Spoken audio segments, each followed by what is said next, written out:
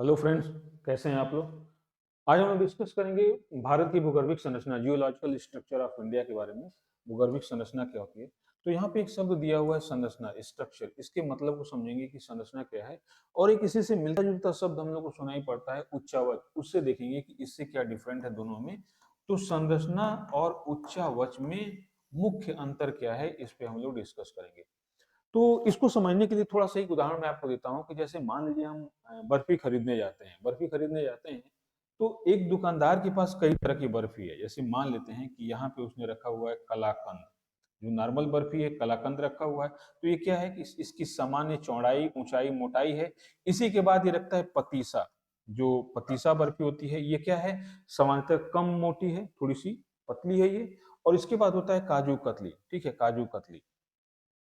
ये काजू कतली क्या है, इसकी मोटाई और कम होती है। तो हम देखेंगे कि ये बाहर से देखने में क्या है कि जो सामान्य बर्फी है आपको दिखाई दे रही है, कलाकंद है या कोई भी बर्फी, खोए की जो बर्फी बनती है सामान्य बर्फी, ये क्या है, थोड़ी मोटी है, बड़ी है। लेकिन फिर पतीसा देखेंगे, थोड़ी पतली है और थोड़ी छोटी है। फिर इसके बाद देखेंगे कि जो काजू की बर्फी है, ये क्या है, ये और पतली है और छोटी है। तो ये बाहर से देखने पे दिखाई पड़ेगा, तो इसको हम लोग क्या बोलेंगे, उच्चावच। इसका आउटर फीचर क्या है, देखने में कैसा दिखाई पड़ता है। जबकि अगर इंग्रेडिएंट्स का हम देखेंगे, इसके आंतरिक फीचर्स को देखेंगे, तो यहां पर देखेंगे कि ये किससे बनी हुई है, ये खोए से बनी हुई है। ठीक है, इसका मुख्य इंग्रेडिएंट क्या है, खोआ है। इसका मुख्य इंग्रेडिएंट क्या है, जो बेसन से बनता है, सन पापड़ी, उसी को कंप्लीट कर। तो ये इसमें बेसन के इंग्रेडिएंट्स है। और काजू की बर्फी है, इसमें मुख्य इंग्रेडिएंट्स क्या है, काजू है।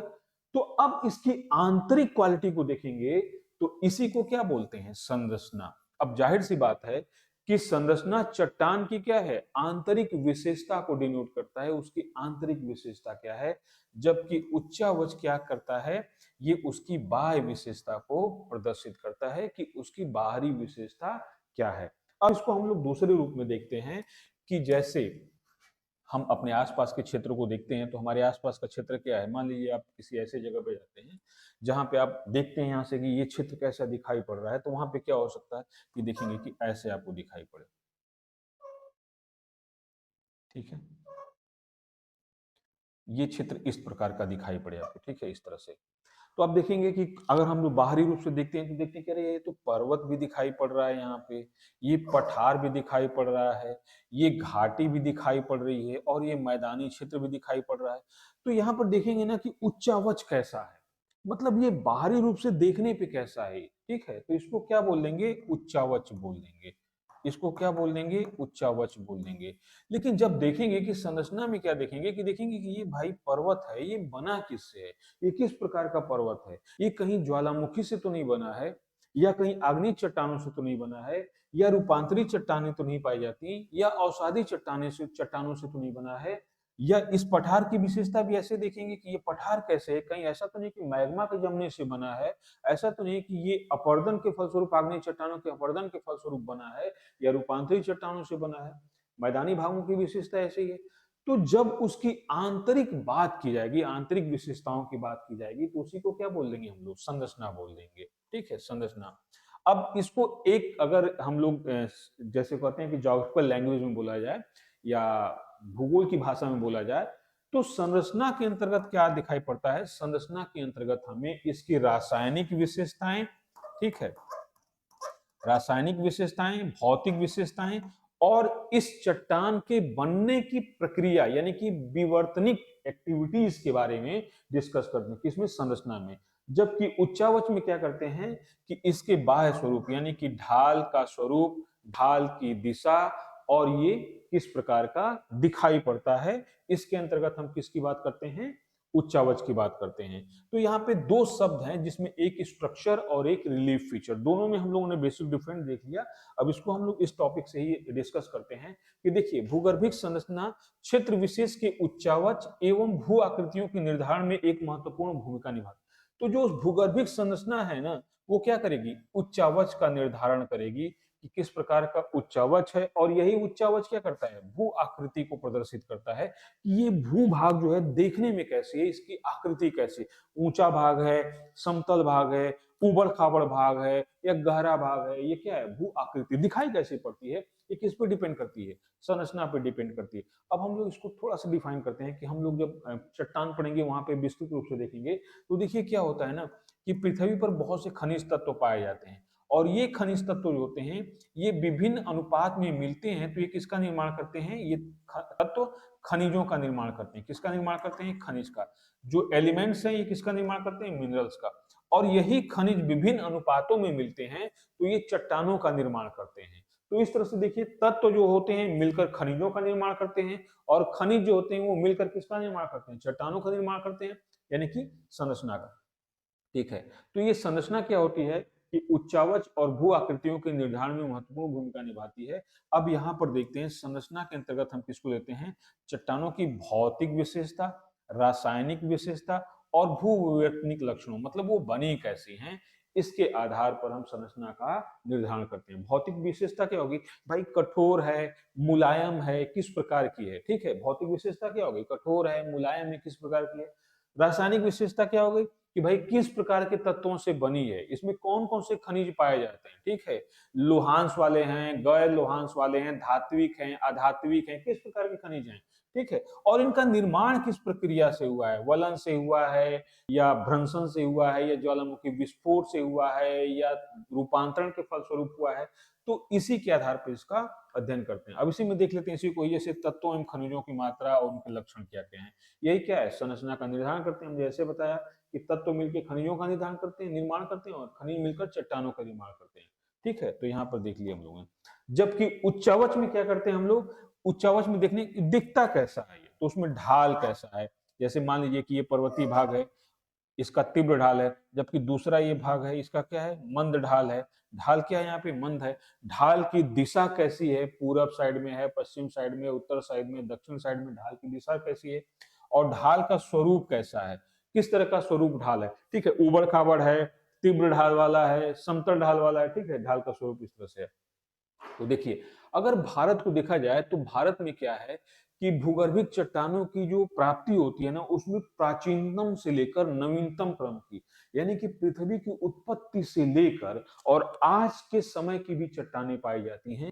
तो भूगर्भिक संरचना की दृष्टि से देखा जाए तो भारत में प्राचीनतम से लेकर नवीनतम, बिल्कुल रिसेंट इरा की चट्टानें पाई जाती हैं।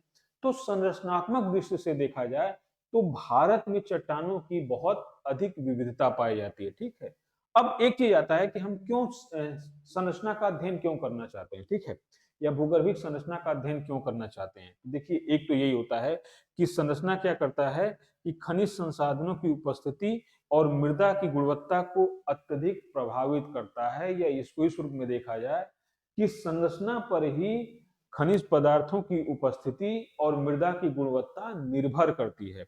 अगर मान लेते हैं किसी जगह पे, जैसे मान लेते हैं किसी प्लेस पे हम घर बनाना चाहते हैं, बहुत बड़ी बिल्डिंग खड़ी करना चाहते हैं, और वहां की संरचना के बारे में अगर अध्ययन नहीं हमें है, वहां की भूगर्भिक संरचना की या चट्टानों की संरचना के बारे में हमें जानकारी नहीं है, तो हम कैसे कोई बिल्डिंग बनाएंगे। मान लीजिए हम यहाँ पे चाहते हैं कि यहाँ पे भाई 10 मंजिला बिल्डिंग बना लिया जाए। ठीक है, लेकिन नीचे की मृदा क्या है, बहुत भुरभुरी मृदा है या दलदली मृदा है, जो इतनी बड़ी स्ट्रक्चर को सहन नहीं कर सकती, इतनी बड़ी स्ट्रक्चर को सपोर्ट नहीं कर सकती।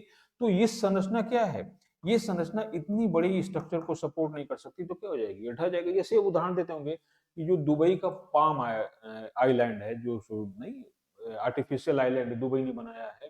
ठीक है, अगर वहां पे पहले स्ट्रक्चर का अध्ययन नहीं किया गया होता और इतनी बड़ी बिल्डिंग का जी निर्माण या इतने बड़े एक स्ट्रक्चर का निर्माण वहां पे कर दिया गया होता, तो क्या होता, ध्वस्त हो जाता, वहां पे सपोर्ट ही नहीं मिल पाता। तो सबसे पहले स्ट्रक्चर का अध्ययन करना होता है। अगर मान लीजिए हम कृषि कार्य करना चाहते हैं और सपोज कर लीजिए कि हम कपास की बुआई करना चाहते हैं, कपास की खेती करना चाहते हैं, तो कपास क्या हो गया, एक विशेष प्रकार की संरचना में उत्पन्न होता है, एक विशेष प्रकार की मृदा चाहिए उसको। अगर मृदा किसका का हम कैसे निर्माण करेंगे, संरचना के ऊपर डिपेंड करती है मृदा। ठीक है, तो ये चीज है। अगर कहीं हम खनिज पदार्थ प्राप्त करना चाहते हैं, मान लीजिए हम पेट्रोलियम पदार्थों की खुदाई करना चाहते हैं, तो हम हर जगह नहीं खुदाई कर सकते। हम देखेंगे कि पेट्रोलियम किस प्रकार की संरचना में पाए जाते हैं।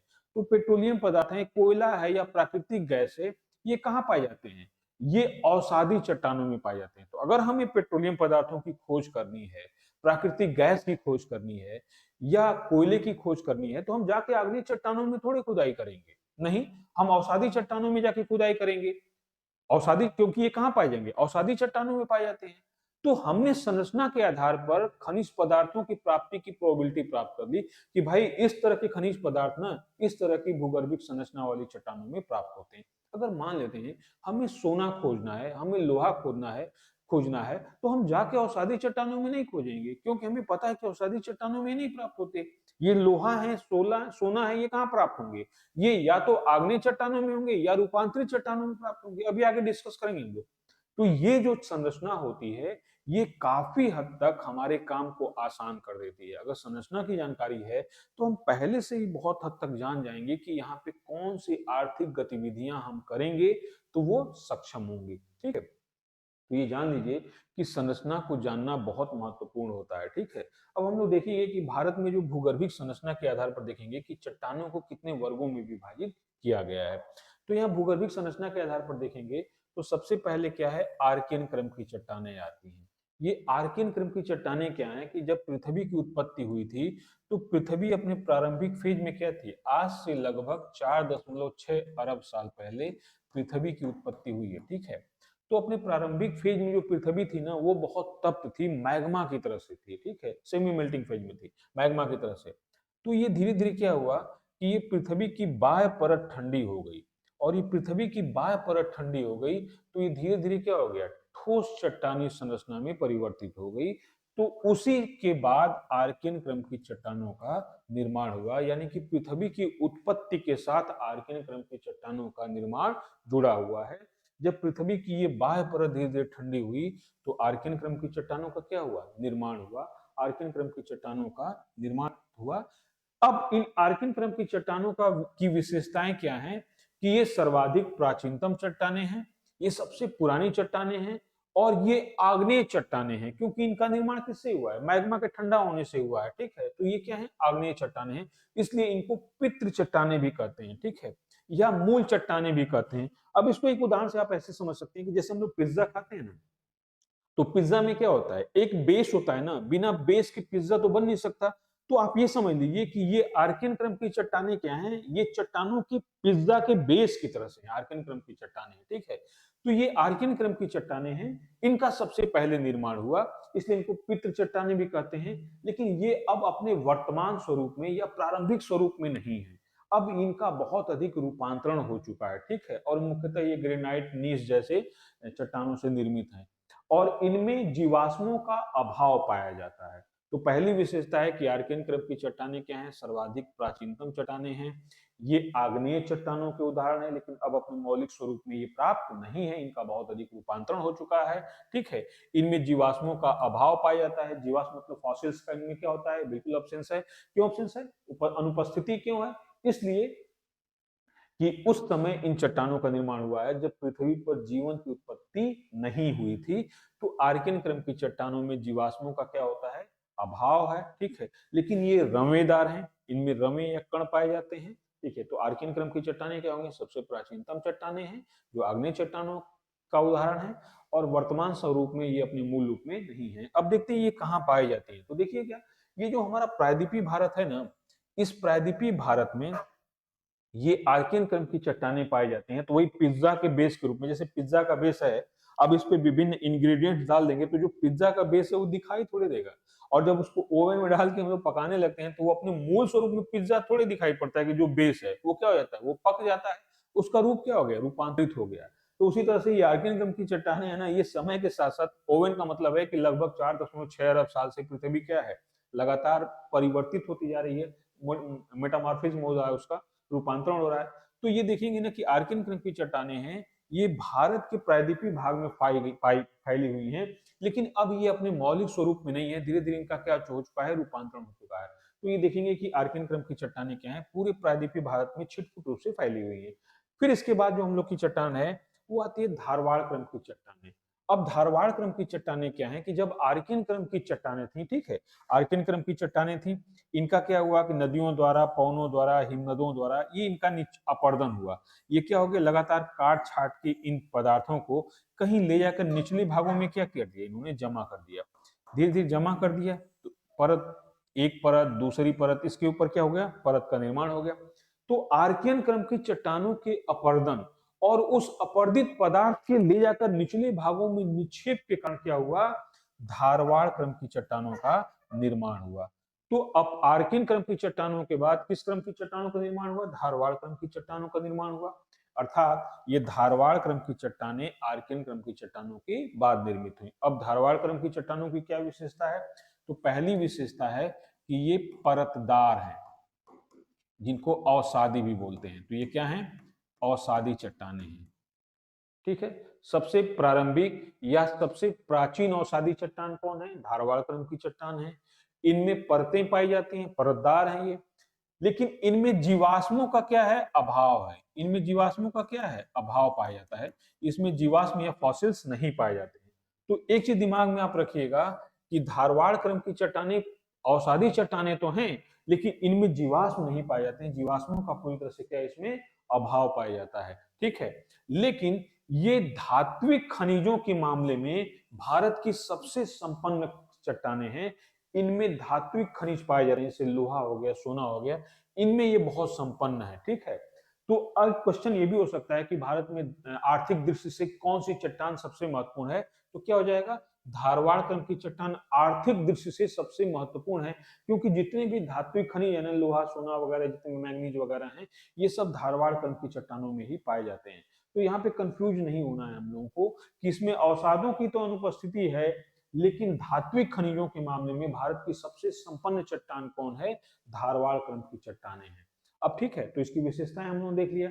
अब इसकी विशेषताओं को एक बार फिर से रिवाइज कर लेते हैं कि परतदार या प्राचीनतम अवसादी चट्टानें हैं, लेकिन इनमें जीवाश्मों का अभाव पाया जाता है। आर्कियन क्रम की चट्टानों में तो बिल्कुल भी जीवाश्म नहीं पाए जाते हैं, क्योंकि पृथ्वी पर जीवन की उत्पत्ति हुई ही नहीं थी। धारवाड़ क्रम की चट्टानों के समय पृथ्वी पर जीवन की उत्पत्ति शुरू हो चुकी थी, लेकिन वो क्या थे, समुद्रों के आंतरिक भागों में थर्मल्स के पास थे।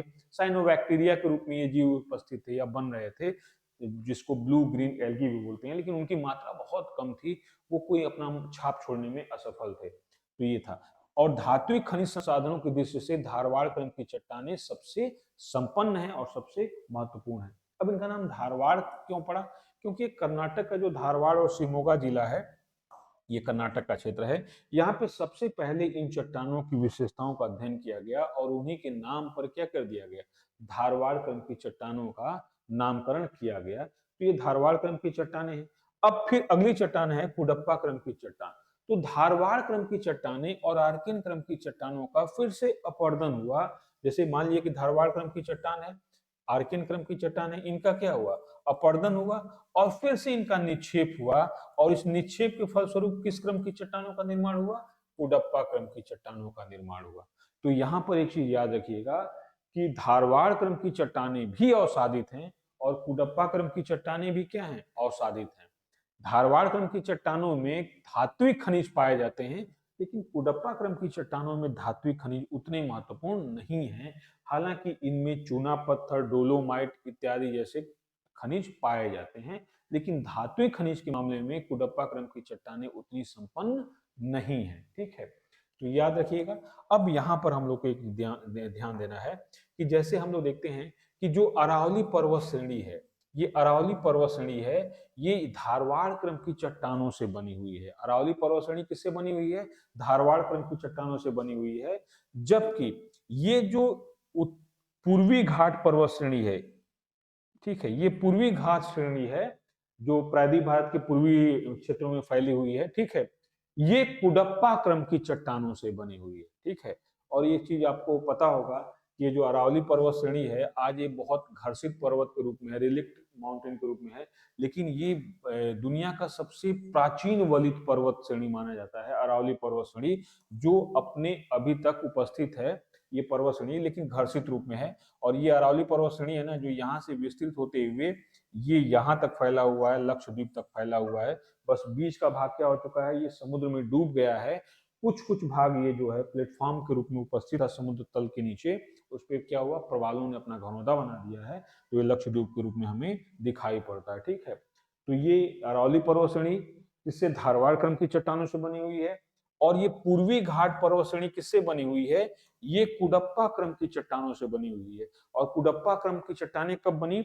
समुद्री क्षेत्रों में जब अवसादों का निक्षेप हुआ तो उनमें वलन हुआ, तो कुडप्पा क्रम की चट्टानों का निर्माण हुआ। तो याद रखिएगा, जो ये अरावली पर्वत श्रेणी है, ये प्राचीन वलित पर्वत है, और जो पूर्वी घाट है ये भी प्राचीन वलित पर्वत है। दोनों प्राचीन वलित पर्वत हैं। जैसे आज हिमालय नवीन वलित पर्वत है ना, तो ये प्राचीन वलित पर्वत है। जब हम लोग पढ़ेंगे भारत की भूआकृतिक विशेषता, तो वहां पर डिस्कस करेंगे हम लोग। तो यहाँ पर देख लिया हम लोग ने धारवाड़ क्रम की विशेषता, कुडप्पा क्रम की विशेषता।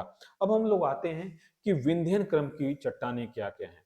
तो विंध्यन क्रम की चट्टानों का निर्माण क्या हुआ है कि छिछले सागरी भागों में जब अवसादों का जमा हुआ और इन अवसादों में जब वलन हुआ, तो विंध्यन क्रम की चट्टानों का निर्माण हुआ। यहाँ पर एक चीज दिमाग में आप लोग बिठा लीजिए कि पहली बार किसी चट्टान में जीवाश्म का प्रत्यक्ष प्रमाण मिलता है, तो किसमें है? विंध्यन क्रम की चट्टानों में जीवाश्मों के प्रत्यक्ष प्रमाण मिलना शुरू होते हैं कि हाँ भाई जीवाश्म है। अब ठीक है, तो विंध्यन क्रम की चट्टानों में प्रत्यक्षतः पहली बार जीवाश्मों का उल्लेख प्राप्त होता है। अब देखिए क्या है कि छिछले सागरी भागों में क्या हुआ था कि उस समय जो मोलास्क होते हैं, जो घोंघा होते हैं, जो सीप होती हैं, जिनके क्या होते हैं, ये इन्वर्टिब्रेट्स होते हैं, अकशेरुकीजी होते हैं, बहुत सॉफ्ट होते हैं। तो ये अपने चारों तरफ क्या करते हैं? अपने शरीर के चारों तरफ एक कैल्शियम कार्बोनेट की एक खोल बनाते हैं। कैल्शियम कार्बोनेट मतलब चूने की कठोर खोल बनाते हैं, और उसके नीचे क्या करते हैं? ये रहते हैं। जब ये मर जाते हैं तो ये कैल्शियम कार्बोनेट की खोल है क्या हो जाती है? जमा होती रहती है, टूटती फूटती रहती है। तो इस कैल्शियम कार्बोनेट के जमाव यहाँ पर पाया गया छिछले सागरी भागों में। और यहाँ पर क्या हुआ कि जब इस क्रम की चट्टानों का निर्माण हुआ, ये छिछले सागरी भागों में ये इन्वर्टिब्रेट से जो घोंघा सरीसृप थे, ये जो घोंघा सीपी वगैरह थे, तो इनकी कैल्शियम कार्बोनेट की जो खोल थी वो टूट फूट के क्या होगी? जमा होती गई। तो पहली बार जीवाश्मों का स्पष्ट रूप से प्रमाण हमको कहाँ मिलता है? विंध्यन क्रम की चट्टानों में मिलता है। अब ये विंध्यन क्रम की चट्टानें कहाँ कहाँ से फैली हुई हैं, तो आप देखेंगे भारत के मानचित्र पे कि ये पश्चिम में राजस्थान चित्तौड़गढ़ से शुरू होती हैं, और ये बिहार के सासाराम तक देखेंगे कि विंध्यन क्रम की चट्टानें इस तरह से फैली हुई हैं। ठीक है, तो प्रथम बार में हमें जीवाश्मों का उल्लेख या उदाहरण कहाँ मिलता है? विंध्यन क्रम की चट्टानों में। तो यहाँ पे याद रखना है कि आर्कियन क्रम की चट्टानें आग्नेय चट्टानें हैं, जो अपने मौलिक स्वरूप में प्राप्त नहीं है। ठीक है, फिर इसके बाद देखेंगे हम लोग कि धारवाड़ क्रम की चट्टानें हैं। धारवाड़ क्रम की चट्टानें भी क्या अपने मौलिक स्वरूप में प्राप्त हैं, रूपांतरित होगी, लेकिन ये प्रारंभिक अवसादी चट्टानें हैं, इनमें धातुई खनिज पाए जाते हैं। कुडप्पा क्रम की चट्टानें ये भी क्या है? ये भी अवसादी चट्टानें हैं। ठीक है, लेकिन यहां पर याद रखना है कि धारवाड़ क्रम की चट्टानें और कुडप्पा क्रम की चट्टानें अवसादी चट्टान होते हुए भी इनमें जीवाश्मों का उदाहरण नहीं पाया जाता। अब देखिए कुडप्पा क्रम की चट्टानें कहाँ हैं? आंध्र प्रदेश का जो कुडप्पा जिला है, इन क्षेत्रों में क्या है? कुडप्पा क्रम की चट्टानें पाई जाती हैं।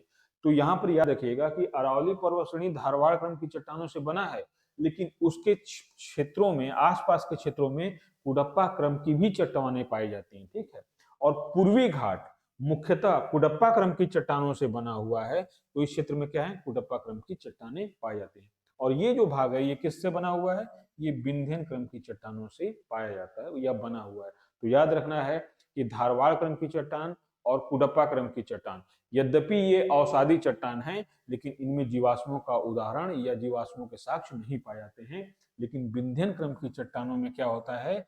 ये जीवाश्मों के उदाहरण या साक्ष्य प्राप्त होते हैं। तो याद रखिएगा, अभी तक हमने देखा कि जो अरावली पर्वत श्रेणी है ये, जो विंध्यन पर्वत श्रेणी है ये, और जो ये पूर्वी घाट पर्वत श्रेणी है ये, तीनों ये प्राचीन वलित पर्वत श्रेणियां हैं, लेकिन आज ये मौलिक स्वरूप में अपने नहीं है। ठीक है, तो ये हो गया हमारा कुडप्पा क्रम की चट्टान, विंध्यन क्रम की चट्टान। अब आते हैं गोंडवाना क्रम की चट्टान।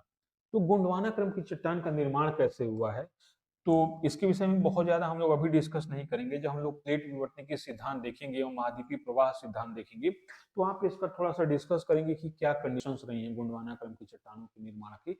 लेकिन थोड़ा सा डिस्कस कर लेते हैं कि ये जो पृथ्वी हमारी है और ये भूमध्य रेखा है, ठीक है, तो जो हमारा प्रायद्वीपीय भाग है ना, प्रायद्वीपीय भारत है, ये आज से लगभग, जब गोंडवाना क्रम की चट्टानों का निर्माण हुआ, गोंडवाना क्रम की चट्टानों का निर्माण कब हुआ है? आज से लगभग 35 करोड़ वर्ष पहले इसका निर्माण शुरू हुआ, और ये निर्माण लगभग 27 या 25 करोड़ साल पहले तक ये गोंडवाना क्रम की चट्टानों का निर्माण हुआ है। कार्बोनिफेरस पर्मियन युग तक इसका निर्माण हुआ है। तो ये जो हमारा प्रायद्वीपीय भारत है, ये जो हमारा प्रायद्वीपीय भारत है, ये प्रायद्वीपीय भारत जहां आज आपको दिखाई पड़ रहा है कि भूमध्य रेखा के उत्तर में स्थित है, ये उस समय भूमध्य रेखा के उत्तर में नहीं था, बल्कि ये कहां था, भूमध्य रेखा के दक्षिण में था। यानी कि ये क्या था, ये इन क्षेत्रों में फैला हुआ था, इस तरह से ये विस्तृत था यहाँ पर। ठीक है, ये प्रायद्वीपीय भारत। उस समय क्या हुआ है कि जब ये उत्तर पूर्व की ओर प्रवाहित हो रहा था, तो यहाँ पे बहुत सी भ्रंश घाटियों का निर्माण हो गया। ठीक है, और इसमें एक दामोदर भ्रंश घाटी है, सोन भ्रंश घाटी है, महानदी भ्रंश घाटी है, गोदावरी भ्रंश घाटी, ये भ्रंश घाटियों का निर्माण हुआ। और उस समय क्या हुआ था ना कि सरीसृप या छोटे जीव जो थे, वो छिछले सागरों में निवास करते थे या जलीय भागों में निवास करते थे, वो क्या हो गया, इन भ्रंश घाटियों में दब गए। और स्थलीय भागों में उस समय क्या था कि विशाल वृक्षों का साम्राज्य पाया जाता था। तो फिर क्या हो गया, स्थलीय भागों में क्या हो गया कि ये वृक्ष दरार घाटियों में क्या हो गए, दब गए। और ऑक्सीजन की अनुपस्थिति में जब इनका दहन हुआ, तो धीरे धीरे यही क्या हो गए, कोयले के रूप में परिवर्तित हो गए। तो गोंडवाना क्रम की चट्टानें कोयला के मामले में या कोयला के निक्षेप के मामले में क्या है, ये सर्वाधिक संपन्न है। कौन, गोंडवाना क्रम की चट्टानें। ठीक है, तो भारत का जितना कोयला पाया जाता है, उसका नियर अबाउट 95 टू 98% भाग कोयला किस में पाया जाता है, ये गोंडवाना क्रम की चट्टानों में पाया जाता है। गोंडवाना नाम इसलिए दिया गया कि जो गोंडवाना क्षेत्र है, उन्हीं क्षेत्रों में सबसे पहले इस प्रकार की चट्टानों का अध्ययन किया गया। तो गोंडवाना क्रम की चट्टानें हैं। अब एक चीज दिमाग में हमेशा याद रखिएगा कि गोंडवाना क्रम की चट्टानों का निर्माण विंध्यन क्रम की चट्टानों के बाद हुआ है। और ये खनिज संसाधन की दृष्टि से महत्वपूर्ण है। लेकिन किस प्रकार के खनिज संसाधन, ये ऊर्जा वाले खनिज संसाधन, जैसे कोयला के मामले में क्या है, गोंडवाना क्रम की चट्टानें बहुत समृद्ध हैं। जबकि धात्विक खनिज संसाधन के मामले में कौन सी चट्टानें, धारवाड़ क्रम की चट्टानें संपन्न है। ठीक है, अगर क्वेश्चन ये पूछता है कि आर्थिक दृष्टि से भारत की सबसे संपन्न चट्टान कौन है, तो वहां पे डेफिनेटली धारवाड़ क्रम की चट्टान होगी। लेकिन धारवाड़ क्रम की चट्टान अगर ऑप्शन में नहीं है, तो दूसरा मोस्ट इंपॉर्टेंट कौन हो जाएगा, गोंडवाना क्रम की चट्टान हो जाएगी। ये आर्थिक दृष्टि से क्या है, बहुत महत्वपूर्ण है गोंडवाना क्रम की चट्टान। ठीक है, तो ये याद रखिएगा कि भारत की जो जितने भी कोयला प्राप्त होता है, उसका 95 से लेकर 98% तक इसमें प्राप्त होता है, ये गोंडवाना क्रम की चट्टानों में प्राप्त होता है। ठीक है, कोयला। लेकिन इसको ध्यान में रखना है कि जो 2% से लेकर 5% के आसपास कोयला है, ये टर्सरी क्रम की चट्टानों में भी प्राप्त होता है। तो ये क्वेश्चन क्या करता है कमीशन ना, कभी कभी हम लोग को देखेंगे ना कि क्वेश्चन की लैंग्वेज जो होती है, प्री में खास करके बता रहा हूँ, कि जो क्वेश्चन की लैंग्वेज होती है कमीशन की ना, वो हमें खुद ही बता देती है कि इसका आंसर क्या होगा क्या नहीं होगा। ठीक है, तो पहले हम लोग तैयारी करते हैं ना, तो सबसे पहले हम लोग की कमी क्या होती है कि हम लोग प्रीवियस ईयर के क्वेश्चन की एनालिसिस नहीं करते हैं। और ये एनालिसिस करते भी, एनालिसिस उसकी करते हैं, अध्ययन करते भी हैं, तो उस हिसाब से नहीं करते हैं कि उसको हमको बेनिफिट लेना है। हम लोग क्या करते हैं ना कि प्रीवियस ईयर का क्वेश्चन पेपर सॉल्व करते हैं, तो बहुत से स्टूडेंट को मैंने देखा है कि वो क्वेश्चन लेके 60 सॉल्व करके रट लेता है। वो एक गलत मेथड है, बहुत ही रॉन्ग मेथड है वो, कि आप क्वेश्चन पेपर को प्रीवियस ईयर के क्वेश्चन पेपर लीजिए, कोई भी दुनिया का एग्जाम दे रहे हो, किसी भी चीज की तैयारी कर रहे हो, आपकी सबसे पहली स्ट्रेटजी होनी चाहिए कि आप प्रीवियस ईयर के क्वेश्चन पेपर को उठाइए। अगर प्रीवियस ईयर के क्वेश्चन पेपर को आप नहीं सॉल्व कर रहे हैं, नहीं देख रहे हैं, तो विश्वास कर लीजिए कि आप तैयारी गलत डायरेक्शन में कर रहे हैं, या आप गलत तरीके से अपनी प्रिपरेशन कर रहे हैं। तो सबसे पहला काम तो यही है कि प्रीवियस ईयर के क्वेश्चन पेपर लेकर सॉल्व करो। मैं भी कराऊंगा आपको प्रीवियस ईयर के क्वेश्चन पेपर, और बहुत अच्छे तरीके से कराऊंगा। कुछ दिनों बाद ही हम लोग शुरू करेंगे प्रीवियस ईयर के क्वेश्चन पेपर के, जो पिछले 10 साल या 15 साल या 20 साल जितना प्रॉबिल होगा, पॉसिबल होगा, उतने क्वेश्चन को हम लोग सॉल्व करेंगे। और एक मेथड से करेंगे कि सिर्फ प्रीवियस ईयर के क्वेश्चन पेपर सॉल्व करने में ये नहीं है कि जो क्वेश्चन आए उनको सॉल्व करके आगे निकल गए, हम लोग को ट्रेंड एनालिसिस भी करेंगे साथ में।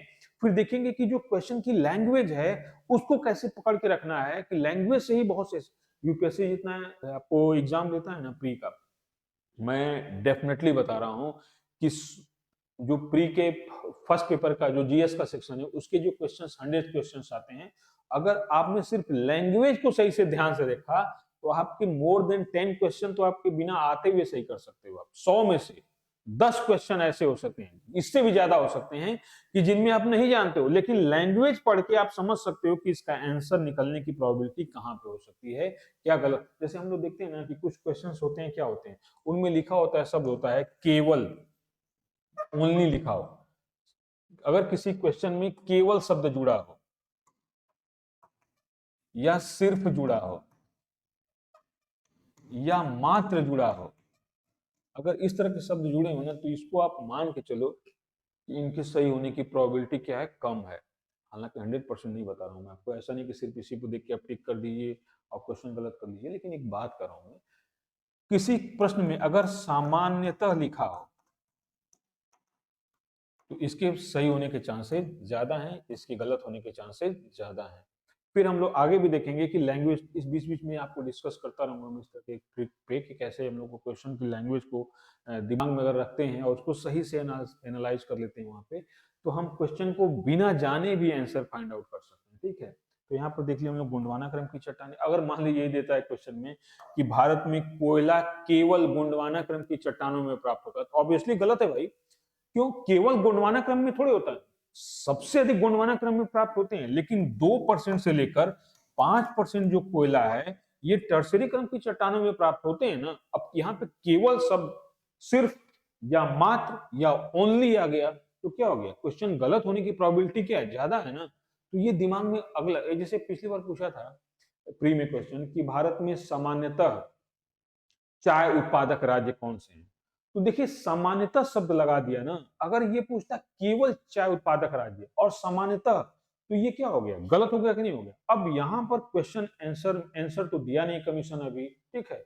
कयास चल रहे हैं कि हो सकता है भाई जो चारों राज्यों का नाम दिया जिसमें हिमाचल प्रदेश को भी है, तो हिमाचल प्रदेश के बहुत छोटे एरिया में बहुत छोटे पैमाने पर चाय की खेती होती है।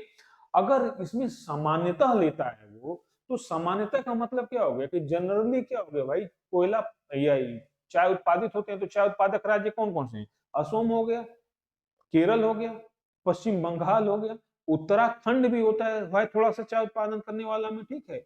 लेकिन हिमाचल प्रदेश को कहीं आपको सुनाई नहीं देगा कि वहां चाय उत्पादन होता है। लेकिन कमीशन ने सामान्यतः जो शब्द लगा दिया उससे क्या होगा भाई, ठीक है होता है, थोड़ा बहुत तो होता ही होता है, ठीक है। तो आपको इसको भी ध्यान में रखना है, आपको लैंग्वेज के रूप में भी ध्यान रखना है, ठीक है। चलिए अब आते हैं हम लोग, ये हम लोग देख लिए कि विंध्यन क्रम, कुडप्पा क्रम की चट्टानें। अब आता है दक्कन ट्रेप क्या है। अब ये दक्कन ट्रेप देखेंगे ना कि अभी हम लोग मैप में देखे थे ना कि भारत क्या था, कि प्रायद्वीपीय भाग जो भारत का है वो कहाँ था, भूमध्य रेखा के दक्षिण में था, इस तरह से था। जब ये उत्तर और उत्तर पूर्व की ओर ऐसे प्रवाहित हो रहा था, तो यहाँ पे क्या है कि ये भारत का जो पश्चिमी घाट तट है, ये जो महाराष्ट्र का क्षेत्र है, यहाँ पर क्या हो गया कि एक बहुत बड़े भ्रंश का निर्माण हो गया। और अब भारत कहाँ आ चुका था, ये भूमध्य रेखा के उत्तर में आ चुका था, भारत धीरे धीरे यहाँ पे आ चुका था। तो यहाँ पे क्या हुआ कि ये महाराष्ट्र का जो पश्चिमी भाग है, यहाँ पे एक भ्रंश का निर्माण हुआ या दरार का निर्माण हुआ। और दरार से क्या हुआ कि मैग्मा निकलकर यहाँ सतह पर प्रवाहित हो गया।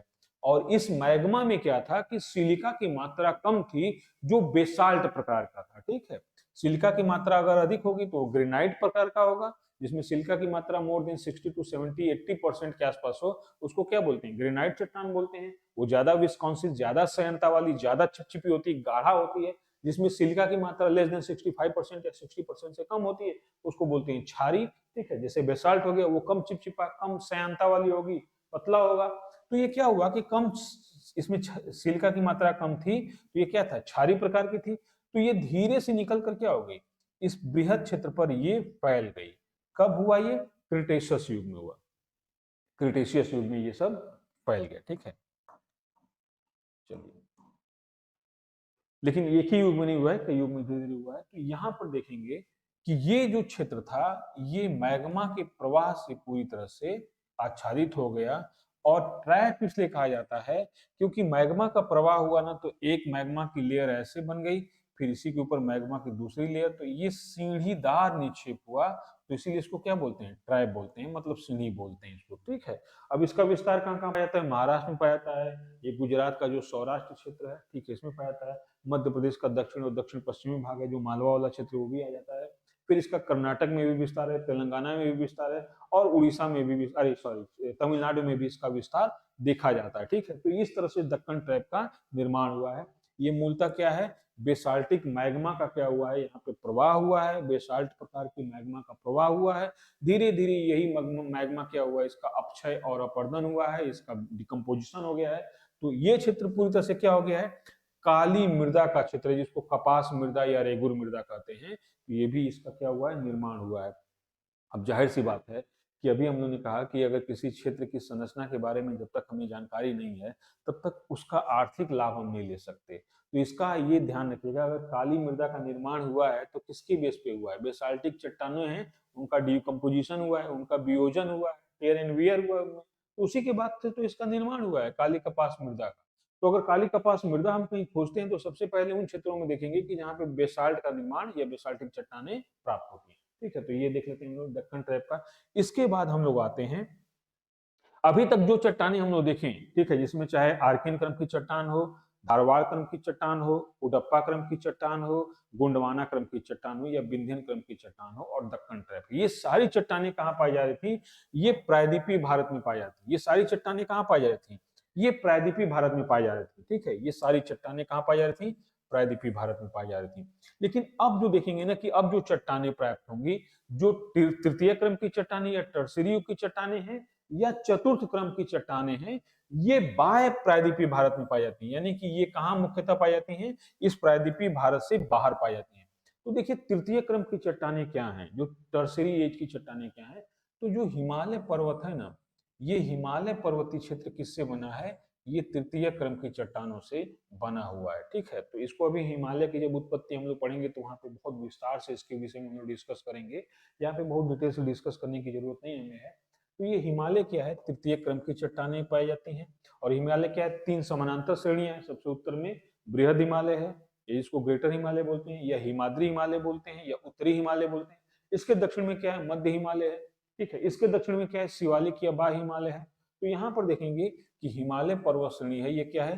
तृतीय क्रम की चट्टानें हैं और इसका निर्माण मुख्यतः आज से 5 करोड़ साल पहले शुरू हुआ और अभी तक इसका निर्माण जारी है। हालांकि इसका निर्माण मान लेते हैं कि जो बृहद हिमालय का निर्माण है वो लगभग इयोसीन युग में हुआ, फिर मायोसीन में मध्य हिमालय का हुआ, फिर प्लायोसीन में क्या हुआ है? शिवालिक का निर्माण हो गया। इतना मान लेते हैं। ठीक है, चलो भाई, 5 करोड़ साल पहले बृहद हिमालय, 2.5 करोड़ साल बाद मध्य हिमालय या 10 लाख साल पहले शिवालिक का निर्माण हुआ है।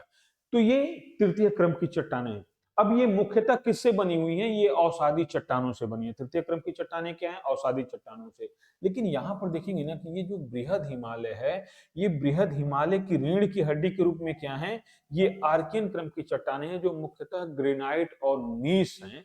ये आर्कियन क्रम की चट्टानें हैं जो बृहद हिमालय की रीढ़ की हड्डी के रूप में फैली हुई थी। इसको समझने के लिए ऐसे समझ सकते हैं कि जैसे हम लोग आइसक्रीम खाते हैं ना, तो आइसक्रीम में क्या होता है? वो आइसक्रीम जो डंडी वाली होती है, ठीक है, तो आइसक्रीम में क्या होता है कि डंडी बीच में होती है और उसके चारों तरफ क्या होता है? आइसक्रीम होती है। तो ये समझ लीजिए कि जो डंडी है वही आर्कियन क्रम की चट्टान है और जो ऊपर वाला भाग है, सॉफ्ट वाला जो आइसक्रीम है, वो क्या है? वो अवसादी चट्टानें हैं, बृहद हिमालय में सिर्फ। लघु हिमालय और शिवालिक में ऐसी नहीं, सिर्फ बृहद हिमालय में आर्कियन क्रम की चट्टानें रीढ़ की हड्डी के रूप में पाई जाती हैं, जिनको हम लोग क्या बोलते हैं? रीढ़ की हड्डी के रूप में पाई जाती हैं आर्कियन क्रम की चट्टानें, जो ग्रेनाइट और नीस हैं, वो हैं। ठीक है, तो ये हम लोग देख लिया तृतीय क्रम की चट्टान। अब आता है हम लोग को चतुर्थ क्रम की चट्टानें कौन कौन सी हैं। ये क्वाटरनरी एज या चतुर्थ क्रम की चट्टानें कौन कौन सी हैं? टर्सरी की चट्टानों को देख लिए, जो मुख्यतः हिमालय में फैली हुई है, हिमालय निर्मित है तृतीय क्रम की चट्टानों से। चतुर्थ क्रम की चट्टानें हैं, इनका निर्माण प्लिस्टोसीन युग और ये अभी भी चल रहा है, यानी कि प्लिस्टोसीन युग और होलोसीन युग में इनका निर्माण हुआ है। चतुर्थ क्रम की चट्टानें। अब ये चतुर्थ क्रम की चट्टानें कहाँ बनी हैं? तो इनको देखेंगे ना कि जो भारत का ये जो प्रायद्वीपीय भारत और हिमालय के मध्य का जो भाग है, ठीक है, प्रायद्वीपीय भारत और हिमालय के मध्य का भाग जो है, ये जो बृहद गंगा, सतलज और ये ब्रह्मपुत्र का मैदान है। ठीक है, ये बृहद मैदानी क्षेत्र है, जिसको सतलज का मैदान, ये पंजाब हरियाणा में क्या बोलते हैं? सतलज का मैदान। फिर उत्तर प्रदेश है, बिहार है और पश्चिम बंगाल में इसको क्या बोलते हैं? गंगा का मैदान बोलते हैं। और ये असोम जो क्षेत्र है, इसमें क्या बोलते हैं? ब्रह्मपुत्र का मैदान बोलते हैं। तो ये जो क्षेत्र है, ये किससे बना हुआ है? ये चतुर्थ क्रम की चट्टानों से बना हुआ है, जो अवसादी चट्टान है बिल्कुल, और इसका निर्माण अभी भी चल रहा है। ठीक है, तो याद रखिएगा कि तृतीय क्रम की चट्टानें और चतुर्थ क्रम की चट्टानें मुख्यतः क्या है? अवसादी चट्टानें हैं। ठीक है, लेकिन प्रायद्वीपीय भारत में भी चतुर्थ क्रम की चट्टानें हैं। जैसे ये तटवर्ती मैदानी भाग है ना, पूर्वी तटीय मैदान है और पश्चिमी तटीय मैदान है, ये भी क्या है? ये भी एक तरह से कहा जाए कि ये अवसादी चट्टानें, चतुर्थ क्रम की अवसादी चट्टानें हैं। तो ये हम लोगों ने देखा भारत की भूगर्भिक संरचना। और ये भूगर्भिक संरचना का अध्ययन क्यों इंपॉर्टेंट है? इसलिए इंपॉर्टेंट है कि हम कोई भी इकोनॉमिक एक्टिविटीज करना चाहते हैं, चाहे खनन करना चाहते हैं, चाहे कोई कंस्ट्रक्शन या विनिर्माण निर्माण करना चाहते हैं, या किसी भी संसाधन का विदोहन करना चाहते हैं, तो जब तक वहां की संरचना के बारे में हमें सही से जानकारी नहीं होगी, तब तक वहां का आर्थिक महत्व हम या आर्थिक उपयोग नहीं कर सकते, या आर्थिक महत्व को हम नहीं पहचान सकते। तो इस रूप में देखेंगे कि खनन का यही संरचना का बहुत महत्वपूर्ण रोल होता है। अब इस टॉपिक को तो हम लोग बहुत जनरल तरीके से डिस्कस कर लिए, क्वेश्चन कैसे आएंगे कुछ दिन बाद हम लोग क्वेश्चन डिस्कस करेंगे। दरअसल हम लोग क्या है ना कि हम लोग टॉपिक तो अभी फेमिलियर हो रहे हैं, थोड़ा सा डिस्कस कर रहे हैं, लेकिन जैसे जैसे टॉपिक्स आगे बढ़ते जाएंगे ना, हम लोग प्रीवियस ईयर के क्वेश्चन पेपर सॉल्व करना शुरू करेंगे। और प्रीवियस ईयर के क्वेश्चन पेपर जब सॉल्व करेंगे तो उसमें हमारा मेथड होगा कि सिर्फ आपको क्वेश्चन रटाना नहीं है, रटना तो नहीं है, यूपीएससी रट के तो नहीं निकल सकता, तो आप दिमाग में हमेशा बिठा के रखना कि रटना नहीं है भाई, रटने से दूर रहना है। जब प्रीवियस ईयर के क्वेश्चन पेपर हम लोग सॉल्व करेंगे, तो वहां पे देखेंगे ट्रेंड एनालिसिस की क्वेश्चन पूछने का ट्रेंड क्या है, और क्वेश्चन की लैंग्वेज से हम कैसे क्वेश्चन का आंसर फाइंड आउट कर सकते हैं। बहुत से क्वेश्चन ऐसे होते हैं कि जिनके बारे में हमको कुछ नहीं पता है, बट उसकी लैंग्वेज को सही से हमने डिफाइन कर लिया या पकड़ लिया, तो हम क्वेश्चन का आंसर क्या कर सकते हैं, अपने आप निकाल सकते हैं। तो इस टॉपिक पे हम लोग डिस्कस करेंगे, ठीक है। आई होप कि क्लास ये समझ में आई होगी, ठीक है। फिर नेक्स्ट लेक्चर में हम लोग डिस्कस करेंगे भारत की भूआकृतिक विशेषताएं, कि भारत को कितने भूआकृतिक प्रदेशों में विभाजित किया गया है और उनकी क्या विशेषताएं हैं। चलिए, तब तक थैंक यू आपको।